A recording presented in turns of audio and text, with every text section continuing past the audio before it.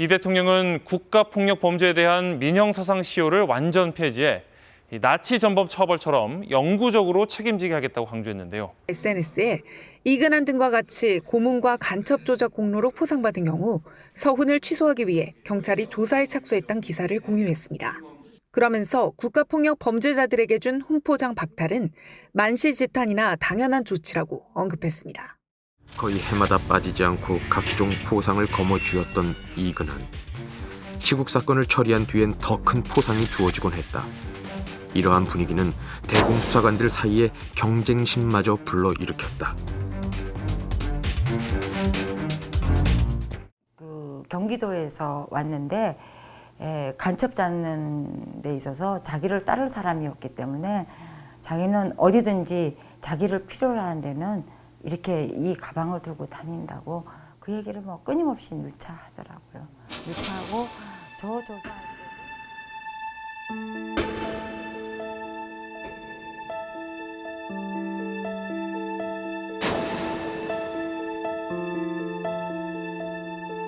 그 가방을 보여줬어요. 근데 그때 당시는 너무나 공포스럽기 때문에 거기에 뭐가 들었는지 기억은 안 나요. 이렇게 그래서 보여주.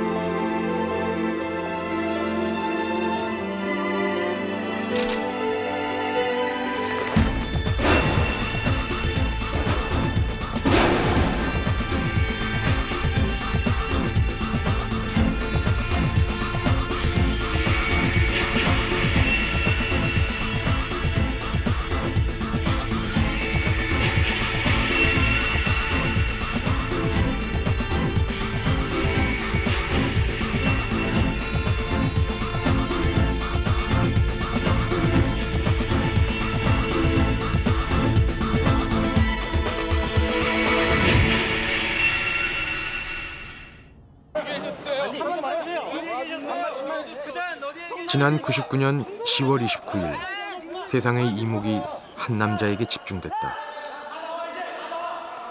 고문 기술자 이근한. 그가 잠적 11년 만에 제발로 자수한 것이다. 심경이 어때요? 그것만 말씀해 주세요. 심경이 어떻습니까? 나중에 다 마시고. 지금 심경이요. 지금. 초췌한 노인의 모습으로 돌아온 이근한. 그에게서 잔인한 고문 기술자라는 과거의 흔적을 찾아보긴 힘들었다.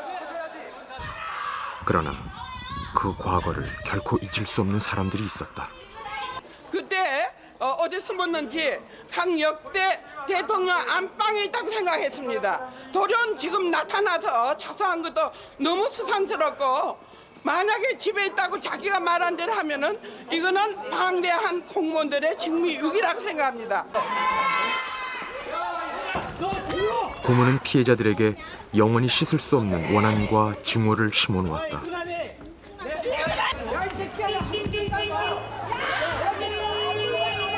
하지만 이근하는 말이 없었다. 그렇게 고문 기술자는 또다시 기억 저편으로 사라져갔다.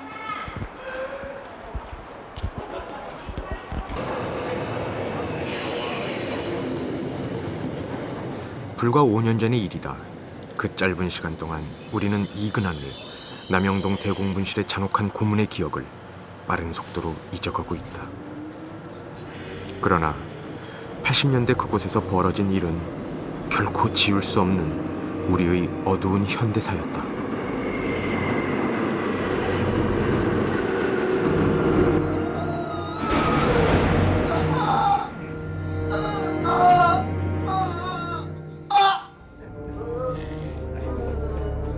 긴 복도 곳곳에 자리 잡은 방에서 끊임없는 비명소리가 흘러나왔다.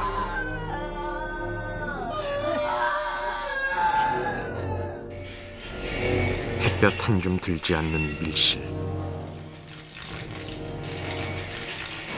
붉은 조명빛에 섞여 들려오는 비명소리는 극도의 공포심을 자아냈다. 이따금은 타들어가는 살 냄새가 건물 전체에 진동하기도 했다.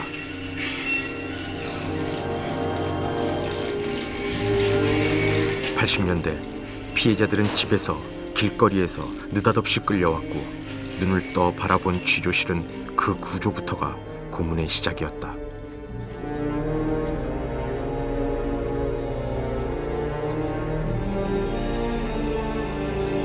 사방이 막힌 지하 밀실 한가운데엔 소위 칠성판이라는 고문대가 놓여져 있었다. 화장실은 남녀를 불문하고 공개된 장소에 자리하고 있었다. 사람이 생리 현상이 있잖아요. 소변을 보든 대변을 보든 봐야 되잖아요. 그 사람들 앞에서 봐야 돼요.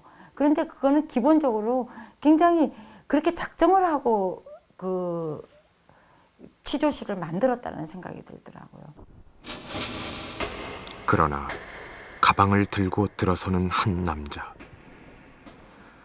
운동화를 꺼내 신고 다가서는 거대한 몸집의 남자. 그 남자야말로 진정한 공포의 시작이었다. 체격이 한 90kg쯤 되는 거구죠. 그리고 그때 아마 청색 추리닝을 입고 껌을 질겅질겅 씹으면서 들어오는데, 사람이 누가 문을 열고 들어오면 이게 자기도 모르게 돌아보게 되잖아요. 안 그래도 이제 수사관들이 이렇게 막 둘러싸여 있는데 딱 돌아보는데 막 사정없이 얼굴을 치더라고요. 그러니까 근데 나중에 이근환이었어요, 그 사람이. 그래서 막 욕을 하면서 뭐 이렇게 인연이 이렇게 어디서 눈을 부라냐고 해서 사정없이 치더라고요. 배를 소나기에 쥐고서 이렇게 배즙을 짜는 걸 보여줘요. 고문을 시작하면 남자는 쉬지도 지치지도 않았다. 여간에선 피해자에게 상처도 남기지 않았다. 더욱 인상적인 것은 그 기술을 스스로 자랑스러워했다는 점이다.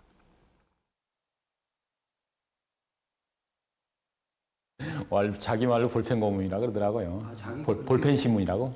자기가 그렇게 명명을 했나요? 네, 자기 볼펜 신문이라고. 삼척 간첩단 사건도 내가 볼펜 한 자루로 해결한 사람이다. 그래서 저는 볼펜 한 자루로 해결한다고 그래서 무언가 감을 못 잡았는데, 나중에 보니까는 그 박달나무 방망이로 허벅지를 몇 시간씩 찍으면 허벅지가 나중에 이게 부어올라요. 팽팽하게 부어오릅니다. 이게 바지를 입었는데 바지가 팽팽할 정도로 부어올라요. 그렇게 되면 신경이 극도로 예민해지고 풍선처럼 부풀어 오른 허벅지를 볼펜으로 가격하는 것이 그가 자랑하던 볼펜 고문이었다. 다 두드리는 거야. 다. 손만이 대도 사람이 죽을 지게 사람이. 지금 전기 타듯이 말이지. 막 깜짝 놀랜대.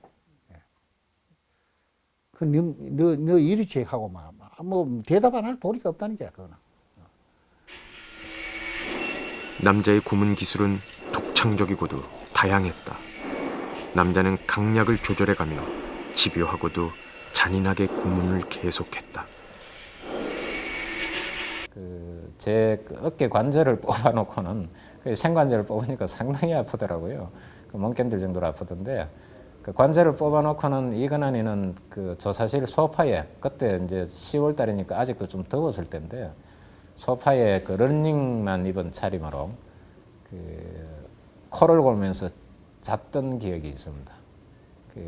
그래 나의 어깨 관절을 뽑아놓고는 자기는 코를 골고 잡니다. 그 정도로 아주 상대방을 그 제압하는 묘한 뭐라 그럴까 그런 게 좀 있었지요. 있었고. 그는 국어 사전을 늘 옆구리에 끼고 다녔다. 고문에 못 이겨 피해자가 진술을 시작하면 사전을 펼쳐놓고 정성을 다해 조서를 작성했다. 어떤 진술서 작성도 다른 사람보다 그 사람은 더 완벽하게 깨끗하게 잘해야 돼요. 그러니까 국어 사전까지 가지고 다니고, 거기서 모르는 단어 있으면 사전 찾아서 한자까지 찾아서 일부러 한자를 집어넣고, 그다음에 아마 그 당시 화이트가 있었으면 그 사람 화이트를 지울 사람인데 화이트가 없다 보니까, 그러면 보통 이렇게 지우고 도장을 찍고 다시 쓰는데 그 사람은 처음부터 다시 쓰는 사람이에요. 그래서 그가 직접 작성한 수사 기록이다. 부드러운 글씨체에 한자로 가득한 진술서. 언뜻 보기엔 온화한 지식인이 쓴 듯한 글을 연상시킨다. 그러나 또 다른 증언은 그의 잔인성을 극단적으로 보여준다. 이재문은 옥중에서 이제 그분이 옥사하셨거든요. 그 이근한 씨 말이 이재문은 내가 죽였다. 자기는 마음만 먹으면 3개월 뒤에 죽을 수 있고 6개월 뒤에 죽을 수 있고 몸을 이렇게 만들어 놓는다. 한 달 뒤에 1년 뒤에 죽게 할 수도 있고. 그러니까 이재문은 딱 6개월쯤 살다가 죽게끔 만들어 놨다. 그놈은 살아도 살 가치가 없는 놈이다. 79년 난민전 조직 간부로 검거된 이재문. 기록에 의하면 구치소로 이감됐을 때 이미 그의 병은 심하게 악화된 상태였다. 대공분실에서 얼마나 가혹한 고문을 당한 건지 알 수 없는 상태에서 81년 이재문은 숨을 거두었다. 관절 빼기의 명수입니다. 그 이근한 씨가. 그래서 왼쪽 발목 관절을 빼고 오른쪽 무릎 관절을 뺐다.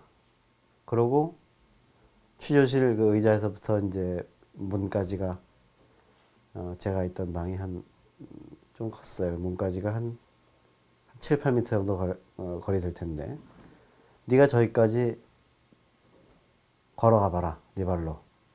그러면 내보내주겠다. 그게 말이 됩니까? 발목 빼고 무릎 관절 빼고. 그러니까 이제 못 걸어서 기어가니까 또 막 자기가 그래도 살고 싶은 모양이지 해서 막 아주 그냥 혼을 내줬다 이렇게 얘기하더라고요. 이재문의 죽음을 훈장인 양 자랑했던 고문 기술자. 그러나 그의 신상을 아는 이는 없었다. 철저하게 신분을 숨겼던 대공분실 분위기에 따라 그는 박중령, 반달곰 같은 별명으로만 통했다. 아무 생각 없이 제가 아저씨 이름은 뭐예요? 그러니까 그걸 저도 지금 왜 물었는지 모르겠어요. 아저씨 이름이 뭐예요? 그랬더니 딱 나오는 반응이 왜 이름 알아서 나중에 너 나 죽이려고 이러더라고요. 그 순간 아, 이 사람은 이름 부분에 대해서 정말 철두철미한 사람이구나. 피해자들 사이에 이름 없는 고문 기술자로 통했던 그를 세상에 드러낸 장본인은 김근태다. 카메라 좀 치웠죠. 85년 민청년 사건으로 대공분실에 끌려간 김근태는 그 이름 없는 고문 기술자에게서 끔찍한 전기 고문을 당했다. 온몸에 핏줄이 서고 뼈 마디마디가 끊어져 버리는 것 같은 고통이었다. 고문을 할 때는 온몸을 발가벗기고 눈을 가렸습니다. 그 다음에 고문대에 눕히면서 몸을 5군데를 묶었습니다. 발목과 무릎팍과 허벅지와 배와 가슴을 완전히 동여매고 그 밑에 담요를 깝니다. 머리와 가슴, 사타구니에는 전기 고문이 잘 되게 하기 위해 물을 뿌리고 발에는 전원을 연결시켰습니다. 처음엔 약하고 짧게, 점차 강하고 길게 강약을 번갈아하면서 전기 고문이 진행되는 동안 죽음의 그림자가 코앞까지 다가와. 지옥과도 같은 고통 속에서 김근태가 요구받은 것은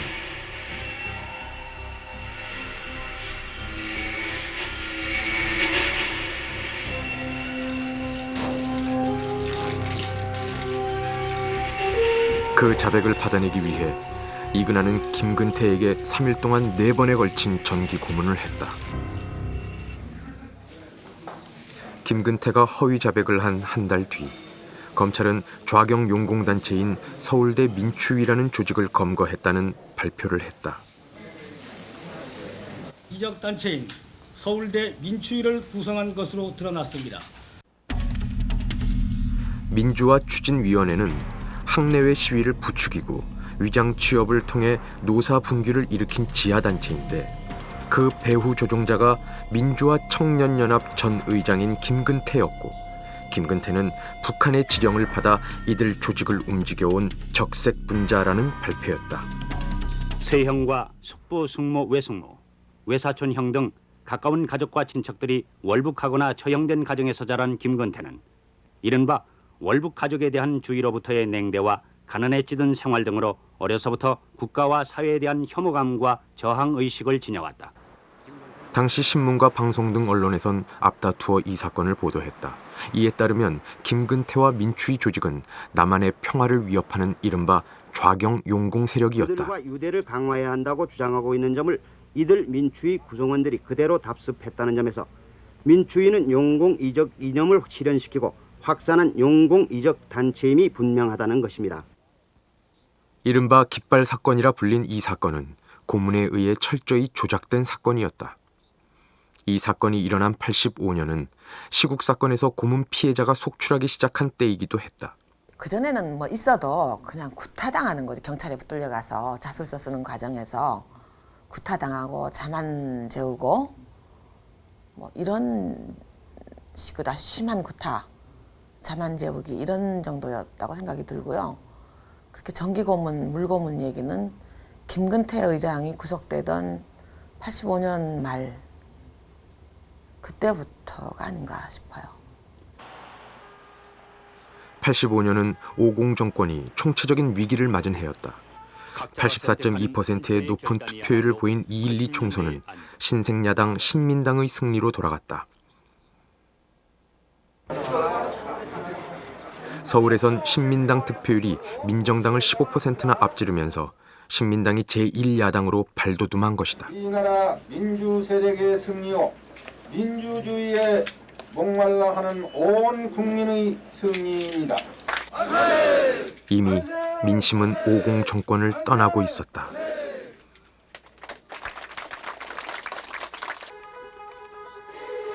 노동부가 파악한 위장 취업자는 전국의 85개 사업장에서 모두 170명 지각 변동은 곳곳에서 일어났다.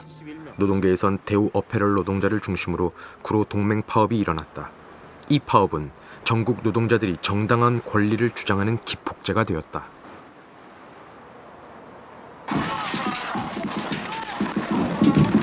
한편 학원가에선 5월을 맞아 대대적인 시위가 일어났다.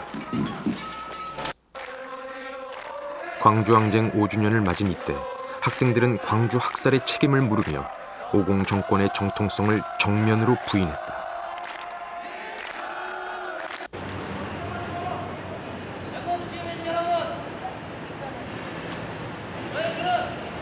연이은 5월 23일엔 대학생 75명이 미 문화원 도서관을 기습 점거하는 사건이 일어났다.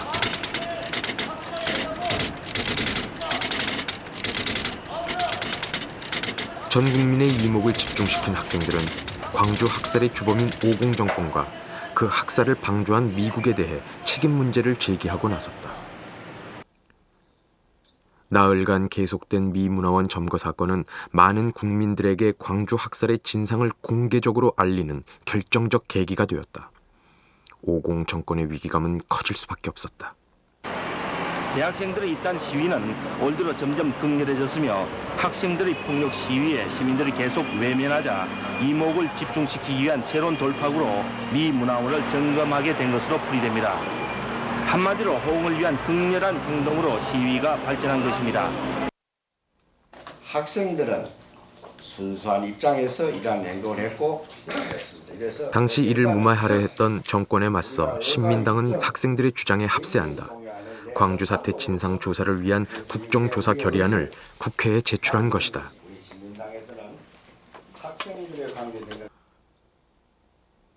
85년 이러한 민주화 운동의 핵심에 민청년이 있었다. 공개적인 민주화 운동단체인 민청년은 기관지인 민주화의 길을 통해 일반 시민들에게 50 정권의 부패상은 물론 광주 항쟁의 진상을 낱낱이 폭로하기에 이른다. 그렇습니다. 그때까지 뭐 광주 항쟁에 대한 얘기를 우리가 쉬운 말로 유비통신으로만 전해 들었잖아요. 무슨 암호 전달하는 것처럼 으슥한 곳에서 그냥 서로 귓속말로 주고받던 그런 때였는데 민청년이라는 공개 조직이 조직됨으로 인해서 그런 얘기들이 이제 공개적인 공간에서 막 이렇게 퍼져나가기 시작했고요. 민주화 운동의 구심점에 서서 민청년은 학생, 노동자 등 각 계층과 연계 활동을 벌여나갔다. 그러는 사이 일반 시민들까지 점차 지지를 보내기 시작했다. 바야흐로 민주화 열기가 들끓기 시작한 것이다.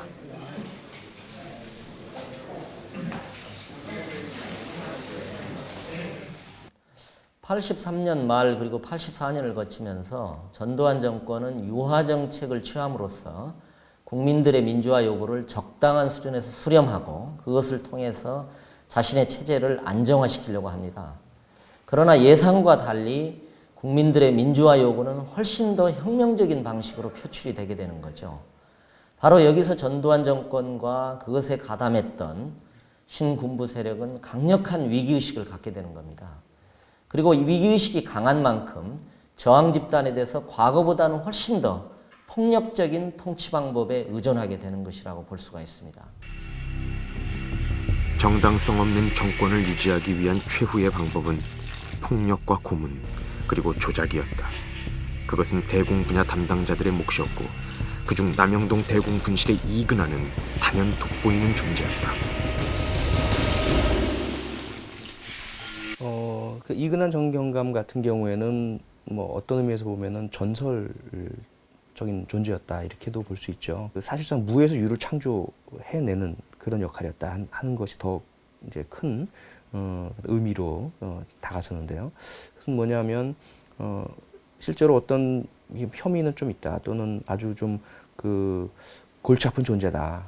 근데 뭐 딱히 그 골치 아픈 존재를 어떻게 해볼 수 있는 그런 뭐 증거나 뭐 이런 어떤 그 물증이나 이런 것들은 없다.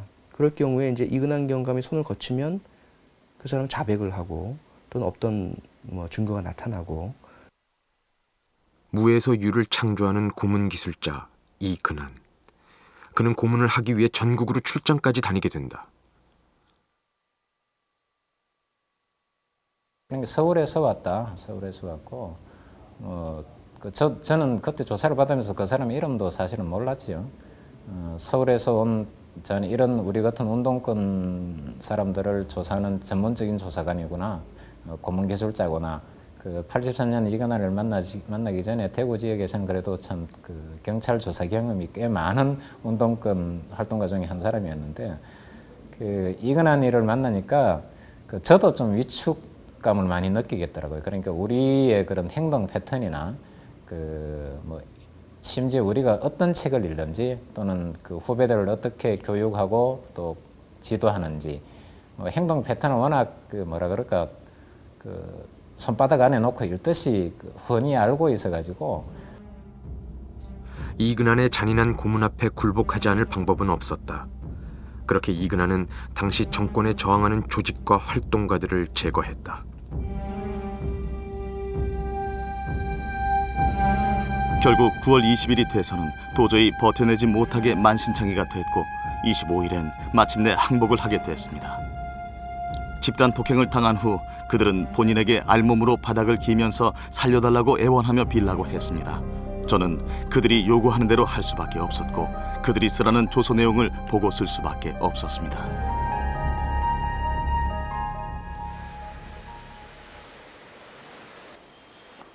김근태를 비롯한 간부 전원이 검거된 후 민청년은 와해되기에 이른다. 80년대 공개적인 민주화 운동을 표방했던 민청년은 모든 조직 활동이 중단된다. 뭐 완전 와해되었지요. 완전 와해되었고 그 민청년 간부들이 다 붙들려 들어간 그 사무실을 저희 민가협들이 채우고 있었지요. 88년 김근태는 석방과 함께 가장 먼저 그 이름 없는 고문 기술자를 찾아 나섰다. 그를 찾을 단서를 모으기 위해 피해자들을 찾아다닌 것이다.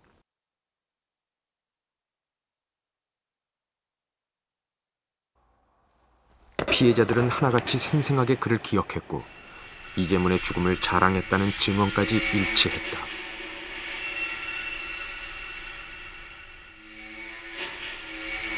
그 사람이 이름이 누군지는 모르겠는데 그렇게 고문 기술이 전기 고문, 물 고문, 각종 고문 기술이 뛰어난 어떤 사람이 있는데 그 사람에 대한 그 사람을 기억하는 그 고문 피해자들의 이 증언이 대개 다 일치했어요. 그 사람의 인상 착의에 대해서. 근데 이름만 몰랐던 겁니다.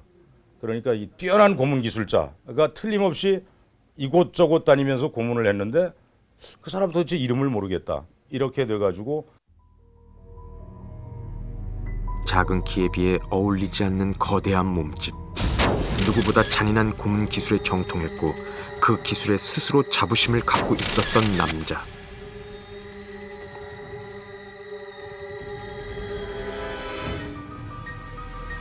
(6개월의) 집요한 추적 끝에 이름 없는 고문 기술자의 이름 석자가 만천하에 드러났다. 기사가 나간 뒤 자신도 이근한의 고문 피해자였다는 사람들이 속속 등장하기 시작했다. 그러니까 이근한은 개인적으로 본다면, 그러니까 그 사람은 그냥 순수 대공, 숨어 있는 대공 수사요원으로서 평생을 그냥 살 사람이에요. 근데 80년대 중반 이후에 끌려와서 동원되면서, 물론 자기도 확신을 가졌겠지. 이게 간첩이 한두 명이 아니구나 생각했겠지만, 그런 조건 속에서 끌려 나와가지고 무리하게 자기 영역을 넘어서는 고문기술자로서 이제 잘못된 명성을 드러내게 된 거죠. 80년대 대공수사는 치안본부의 대공수사단과 검찰공안부, 보안사령부와 안기부 대공수사국 등 4개 기관이 담당하고 있었다. 이들 조직은 경찰, 검찰, 군기관 등으로 그 소속이 각각 달랐지만 관계기관 대책회의를 통해 한울타리로 엮여 있었다. 어떤 사무실을 가진 그 상설기관은 아니지만 중요한 일이 있을 때마다 이제 관계기관 대책회의라는 걸 열었거든요. 그 대책회의의 그 소집이나 운영은 안기부에서 담당을 했었고, 경찰은 이제 필수적인 참석자였고, 특히 그 당시에 대책회의를 할 것은 대부분이 대공 분야니까요. 어떤 간첩 문제 또는 우리 사회 내에서의 좌익 문제, 또 노동운동, 학생운동, 여러 가지 그런 분야들에 대한 것들이 대책회의 대상이었다 보니까 경찰은 안기부가 대책회의 참석해라 그러면 해야 됐었고, 또 그 대책회의에서 이러이러한 것은 경찰이 맡아서 해야 되겠다 하면 이제 맡아서 해야 되는 것이고. 85년 당시 경찰은 대공 1과에서 6과까지 총 6개 과에서 대공수사를 담당하고 있었다. 박처원 대공수사단장의 지휘 아래 활동했던 이들 대공수사관들은 경찰 내부에서도 매우 독특한 조직 문화를 갖고 있었다.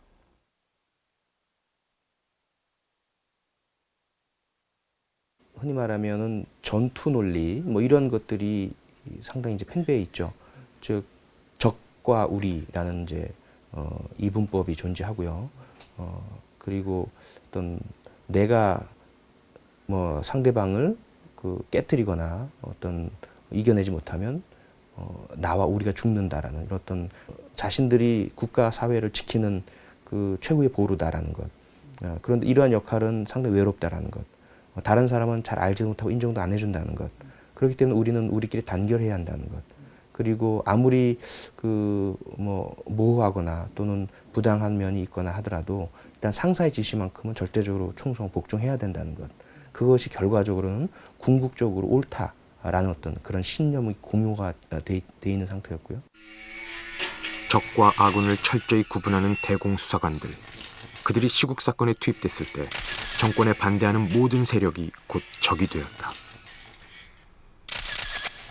그 적은 어떤 짓을 당해도 괜찮은 존재였다.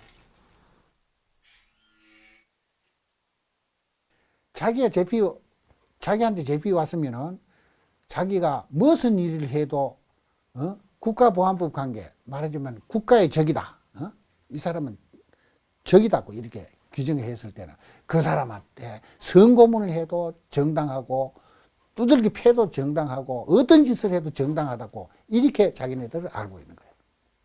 다만 그렇게 함으로 해가지고 수사에서 뭐가 얻어지면은 그것까지 출시한다는 거예요.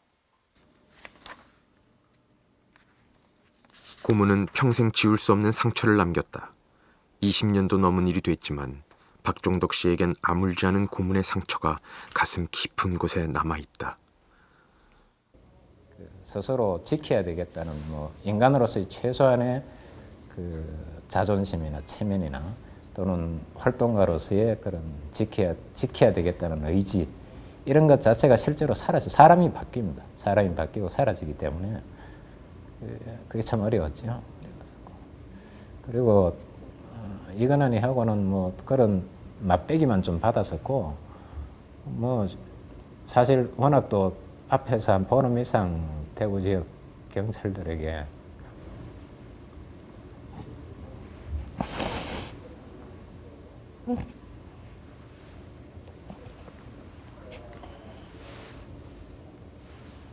지켜온 의지는 저만치 팽개친 채 목숨을 구걸하는 자신을 발견한다는 것. 고문은 한 인간의 영혼을 완전히 짓밟아 놓는 것이었다.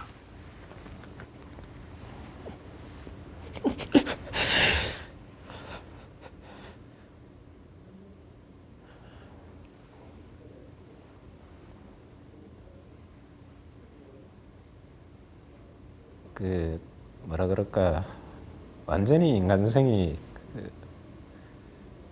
파괴됐다고 그럴까 인간으로서의 최소한의 자존심 이런 게 완전히 썩돌이째 뿌리 뽑히는 그런 경우를 했었죠. 그러나 이근환을 비롯한 수사관들에게 고문은 매일 반복되는 일상에 지나지 않았다. 고문자들은 평범한 사람들입니다. 결혼한 딸의 생활 걱정, 군대 나간 아들에 대한 걱정, 대학 진학을 눈앞에 둔 자제를 가진 어버이로서 당연히 부딪히는 조바심. 서민이면 누구나 안게 되는 살림살이 걱정, 박봉에 대한 불평등, 종로나 명동의 어느 길거리에서도 부딪힐 수 있는 그런 사람들이었습니다.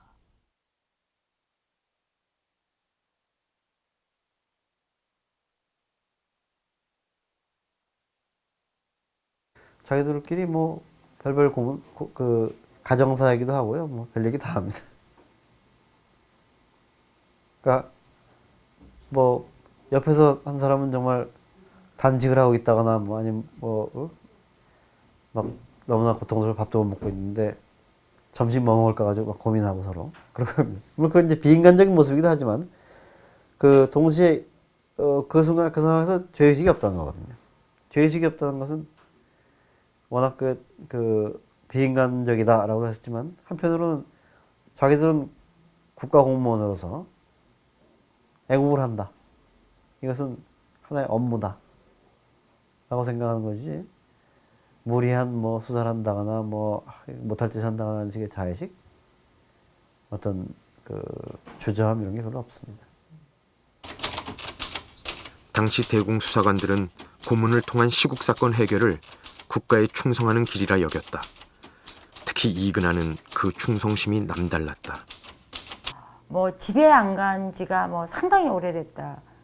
이게 뭐 그냥 며칠, 몇 주가 아니라 몇 달이었던 것 같아요. 근데 그 사람은 일단 어떤 일을 시작하면 보통 다른 사람들 같은 경우에 저 담당했던 팀들 같은 경우에 밤에 이렇게 어떤 날을 보면 하룻밤 없고 돌아가면서 없거든요. 이근환은 끝까지 있었어요.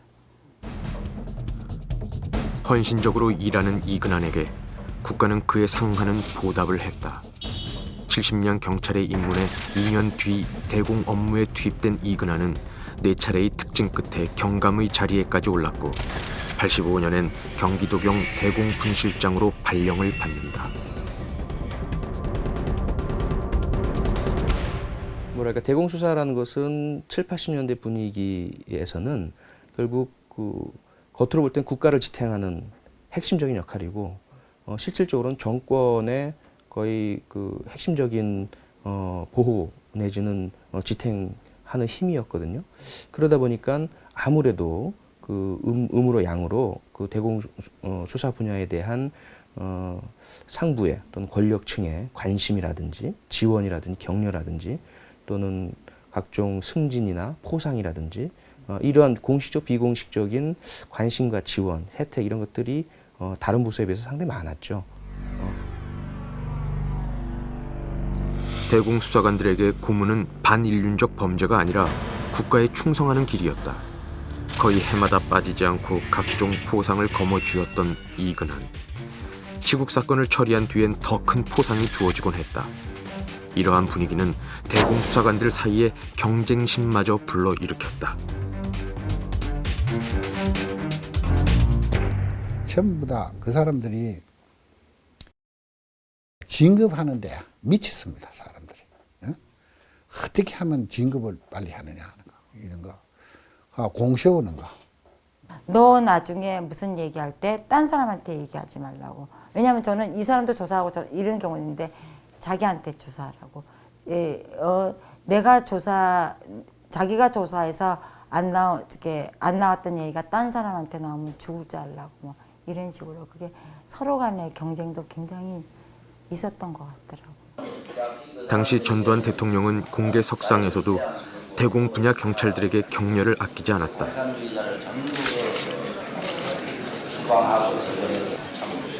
목숨을 걸고 죽이고 그만 가시밭을 조금도 굴하지 않고 걸어오시기 때문에 집에도 못 들어가시고 가정도 제대로 돌보시지 못하고 보수도 시원치 않고. 87년 박종철 고문치사 사건을 은폐한 사실이 밝혀졌을 때에도 대통령은 경찰을 두둔했다.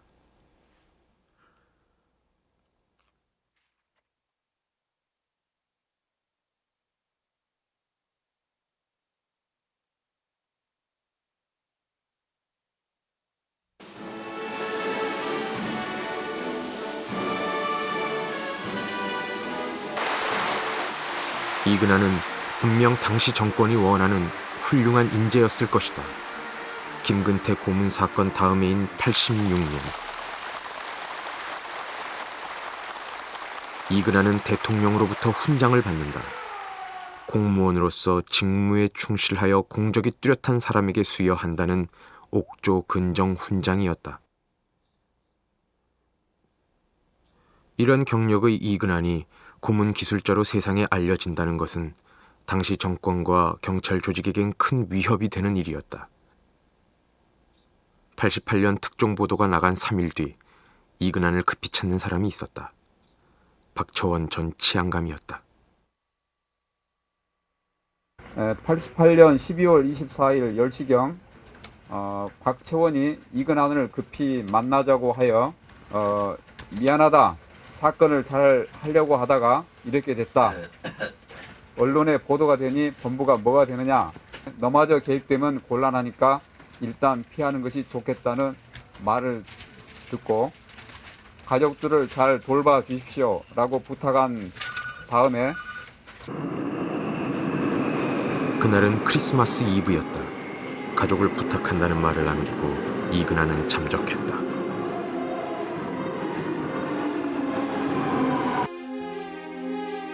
경찰엔 이근한 전담반이 설치되고 민가협 등 시민단체에선 현상금까지 걸었다.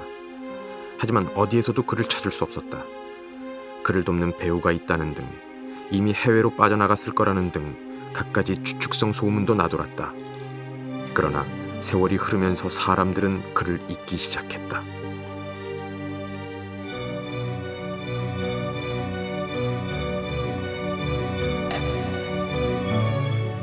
김근태 씨를 비롯한 시국 공안 사범 관련 석방자 20여 명은 이경감을 집단 고소하기로 했습니다. 전 민청년 의장인 김근태 씨를 고문한 것으로 알려진 이근한 경감에 대한 검찰의 독자적인 수사가 시작됐습니다. 고문 기술자로 악명 높은 이근한 전 경기도경 그러던 1998년 2달 모자라는 5년이 됐습니다. 잠적한 지 10년째가 되는 고문 기술자 이근한 경감이 드디어 정식 재판에 회부됐습니다. 법원이 오늘 납북됐던 어부 김성학 씨가 자신을 고문했던 이근한 경감 등 경찰관 16명을 상대로 낸 재정 신청을 받아들였기 때문입니다.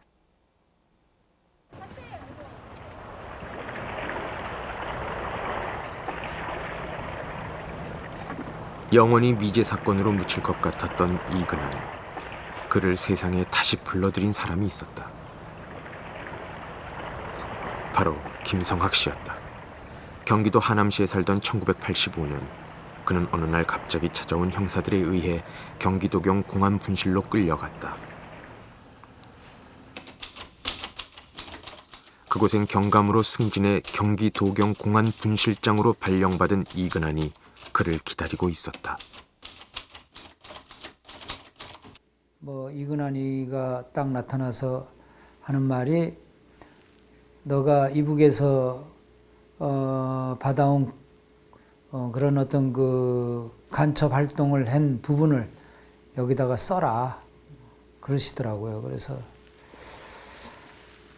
저는 그런 사실이 없습니다 하고 뭐 아무리 얘기해봐야 통하지를 않더라고요.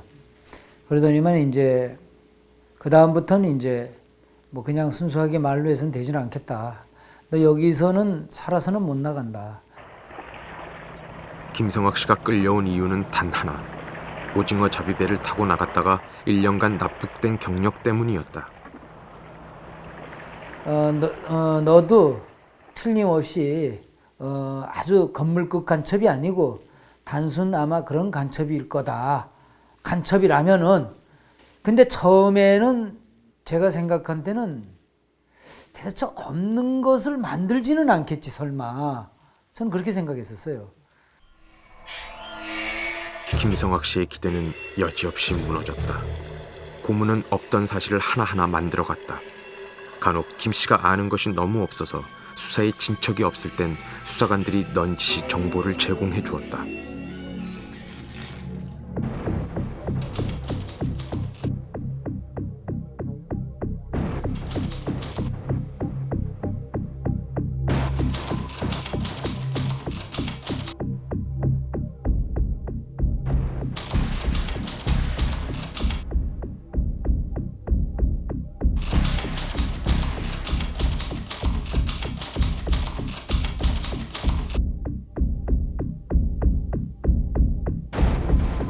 나 같으면은 만약에 북한에 공작원이 왔으면은 만나는 거 이런 식으로 만난다 그래도 얘기해야 임마. 그게 결국은 그 말이 되는 거예요. 그게 이제 진술이 되는 거죠. 그 사람이 얘기를 그렇게 하라고 얘기해 주는 거나 똑같은 거예요. 그러면은 이제 예 알겠습니다 하고 너 어떻게 하기로 했지? 북한에서 넘어온 사람하고 예 그렇게 뭐 만나기로 했고 뭐 이렇게 하기로 했습니다. 시키는 대로 말하고 무조건 맞다고 인정하고 나자 김성학은 10여 년에 걸쳐 동해안의 지형과 군사시설을 조사해 북에 전달한 고정 간첩이 되어 있었다. 그리고 경찰은 김성학이 간첩이 된 이유를 이렇게 덧붙였다.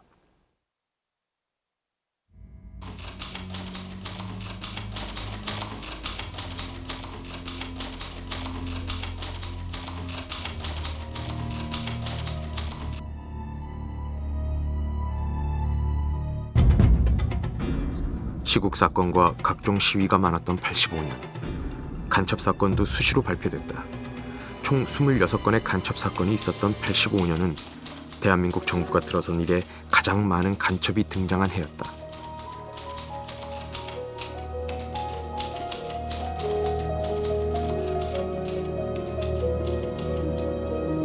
그리고 27번째 간첩이 경기도 대공 분실에서 만들어지고 있었다. 객관적인 증거는 없었지만 이근한은 개의치 않았다. 그런 사건이 객관적인 증거가 있을 수 없는 사건입니다. 진짜 간첩이면 뭐 무전기라도 나오지, 또 뭐죠? 뭐 독침이라도 나오지, 권총이라도 나오지, 암호 수첩이라도 나오지 하지만은 없어요, 증거가. 그러니까 그냥 자백을 이끌어내기 위해서 무리한 수사를 하게 될 거 아닙니까? 그것은 뭐냐, 뭐 고문도 자행하겠지. 그래서 이제 자백을 이끌어내게 되면은 주변에 조그만한 증언이라든가 그런 것도 다 보강 증거가 되니까 유죄 판결하는데 뒷받침이 되는 거지. 김성학 씨에 대한 고문은 자백을 보다 생생하게 만들기 위한 과정이었다. 그 속에서 김성학 씨의 몸은 만신창이가 되어갔다. 전기 고문을 할 때 물을 부어가지고 압박붕대에 물이 다 마를 정도라면은 몸에 있는 그 피는 얼마나 마르겠습니까? 몸에 있는 피가 다 마르고 나면은 감각이 둔해져요. 그러면은 물을 또 붓습니다. 또 부도 감각이 없어요. 그러면 그 다음에는 이제 볼테이지를 올립니다. 엄청나게 올려요. 그러면은 나중에 이 땅구멍에서 막 연기가 나와요. 그거는 당해보지 않은 사람은 몰라요. 인간들이 하는 짓이 아니에요.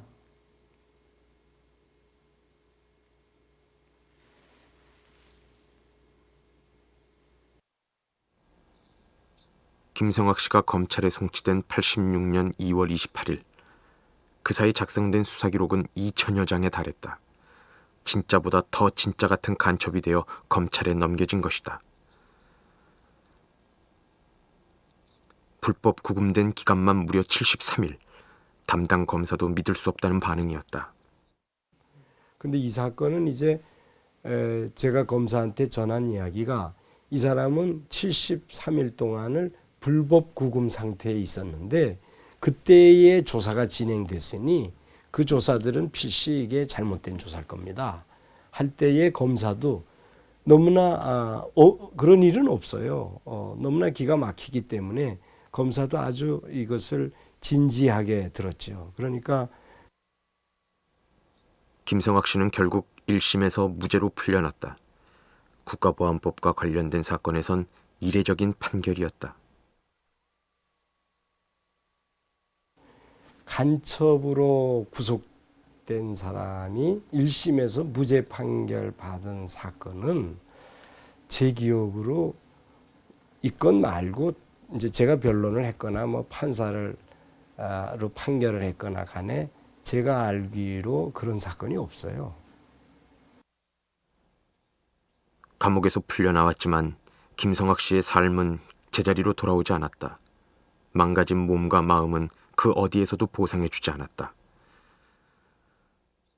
그는 고문 사기극을 폭로하는 장문의 진술서와 함께 자신을 고문한 이근한과 경기 도경 수사관을 고발했다. 그러나 검찰은 이근한과 수사관들을 기소유예로 처리했다. 김성학 씨는 87년 다시 이근한과 16명의 경관들에 대한 재정 신청을 제출했다. 그러나 법원은 결정을 차일피일 미루기만 했다.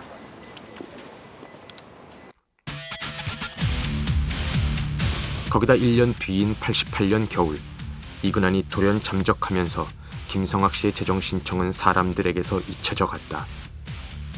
그렇게 꼬박 10년이 흐른 뒤인 1998년.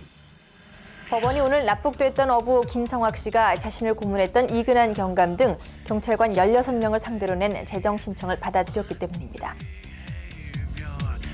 10월 28일, 법원은 11년 만에 김성학 씨의 재정 신청을 받아들였다. 공소시효는 다시 15년으로 크게 늘어났다. 그로부터 꼭 1년이 지난 99년 10월 28일, 이근한이 11년 도피 생활을 접고 자수를 했다. 심경을 좀 말씀해 주십시오. 죄송합니다. 마이크 넘어져갔어요. 다른 말씀을 하고 싶으신 게 없으십니까? 방송. 제 잘못은 그쪽 좀 보고 말씀하세요. 죄값을 치르겠습니다. 가운데를 보고 말씀하세요. 지금 신경 썼으니까 다시 한번 말씀해 주세요. 가운데를 보고. 지금 몸 상태는 어때요? 좋게 하겠습니다.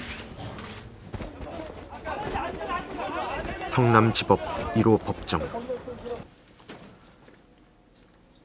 김근태 사건 공소시효는 이미 끝난 뒤였고 결국 이근한을 이곳 법정에 세운 것은 바로 김성학 씨였다. 그러나 이근한은 공소시효가 끝난 김근태에 대해서만 고문 사실을 부분적으로 인정했을 뿐 김성학 씨에 대해선 끝까지 고문 사실을 부인했다. 고문에 대해서는 뭐 끝까지 부인했는데 제 판단으로는 이근한이 나름대로 경찰 조직 내에서 총망받고 능력 있는 경찰관으로 한동안 날리던 사람이었는데 자기 입으로 실토하는 것이 동료 경찰관들이나 경찰 조직에 대해서 누가 된다는 그런 생각 때문에라도 구체적으로 고문했다는 사실은 자백을 할 수 없지 않았나. 이근하는 재판 과정에서 끝까지 경찰 대공수사 조직을 비호했고 후배 경관들을 감쌌다. 잠깐만 좀 조금만 포즈 취해주세요. 우리 오늘 이걸로 촬영 끝입니다.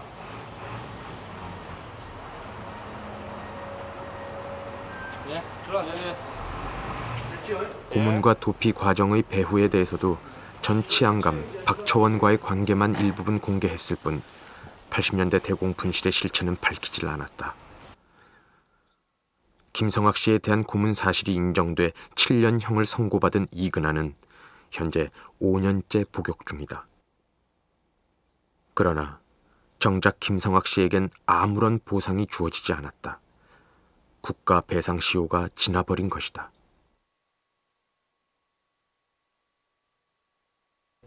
(87년도에) 재정 신청이 돼서 그 무렵에 그게 받아들였다면은 그 당시에는 국가 배상도 충분히 청구할 수 있었고, 그러니까 경제적인 손해배상도 받을 수 있었을 것으로 판단되는데 98년도에 재정 신청이 받아들여짐에 따라서 그때는 이미 국가 배상 시효가 다 지난 상태였습니다. 이거는 무지한 사람을 위해서 법이 존재하는 것이 아니라 결국은 특정인을 위해서 이거 존재하는 거지. 특정인을 위해서 법이 존재하는 거지. 어떻게 무지한 사람을 위해서 이거 존재하는 거냐.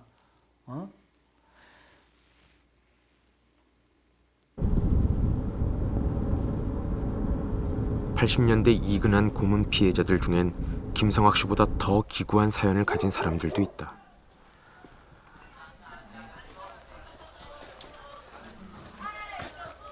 참전용사 팻말이 붙어있는 이장형 씨의 집. 이장형 씨는 15년 동안 감옥살이를 하다 지난 98년 광복절 특사 때 풀려났다.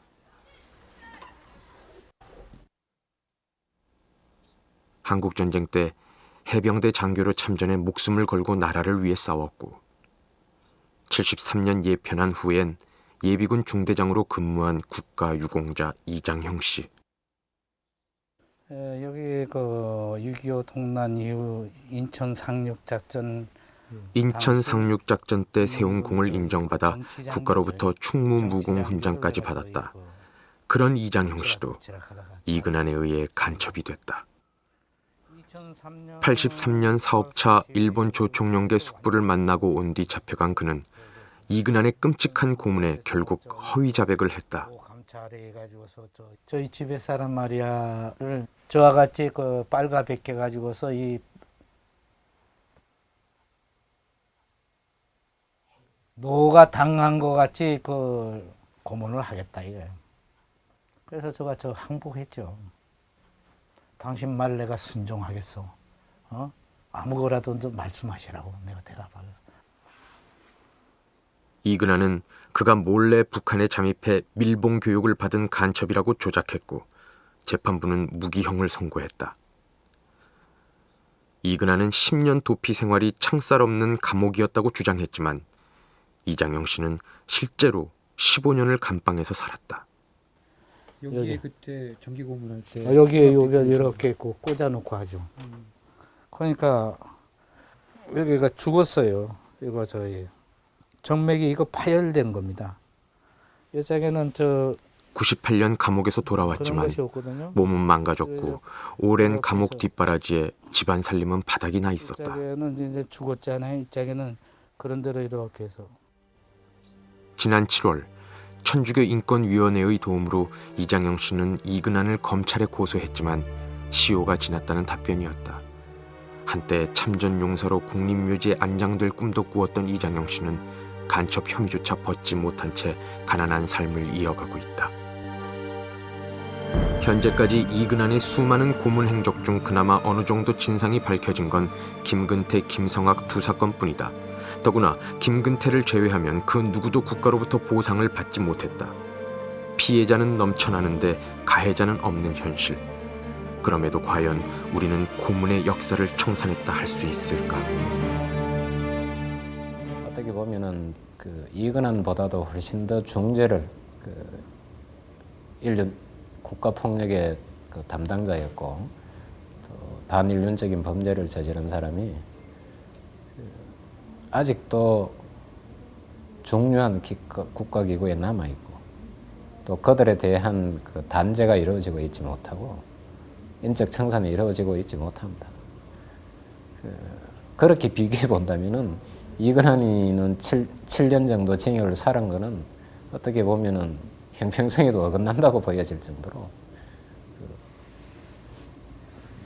이근환이를 어떻게 해야 되느냐의 문제가 아니라 이근환이라는 인물이 있도록 만든 주범들에 대한 그 인적 청산 또는 그런 국가 폭력을 수행한 국가기구들에 대한 문화적인 청산, 정치적 청산이 이루어지고 있지 않은 게 더 안타깝지. 이렇게 그 필연적이고 잔혹한 국가범죄에 대해서는 공소시효를 배제를 해야 되고요.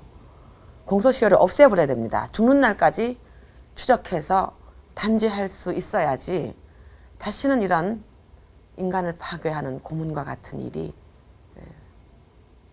벌어지지 않을 수 있죠.